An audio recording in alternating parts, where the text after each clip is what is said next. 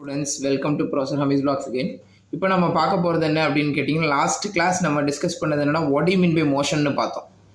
ஓகேங்களா? an object which changes its position with respect to time. ஒரு object ஆனது அதனுடைய பொசிஷனை மாற்றிக்கிட்டே இருக்குது டைமை பொறுத்து அப்படின்னா அதுக்கு பேர் மோஷன்னு சொன்னோம். சரிங்களா?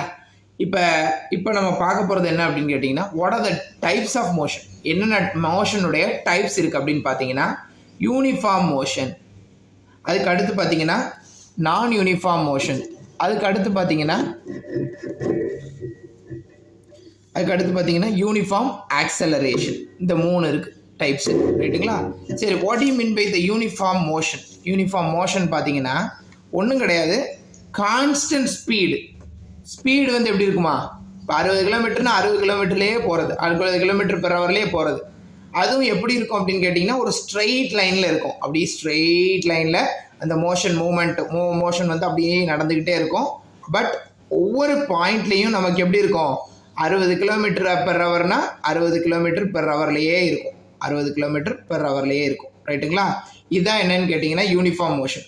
நான் யூனிஃபார்ம் மோஷன் அப்படிங்கிறது என்ன அப்படின்னா, ஸ்பீட் ஆர் டைரக்ஷன் சேஞ்சஸ், அதாவது ஸ்பீடு மாறலாம் அல்லது டைரக்ஷன் மாறலாம். சே ஃபார் எக்ஸாம்பிள், ஸ்பீடு வந்து பார்த்திங்கன்னா ஒரு 60 கிலோமீட்டர் இப்படி போயிட்டுருக்கு, இப்படி மாறுது.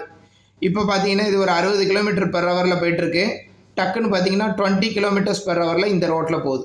ஸோ இது ஒரு டைரக்ஷன், இந்த ரைட் சைடு இப்படி போகிறது இது ஒரு direction.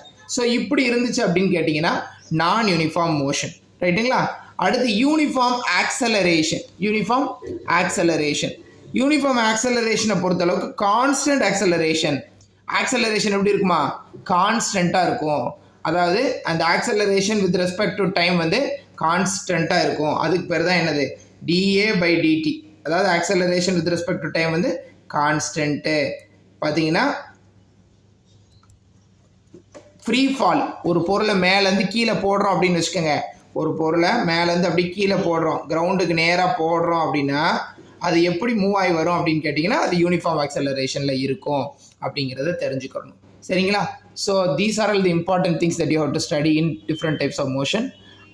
I will see you in the next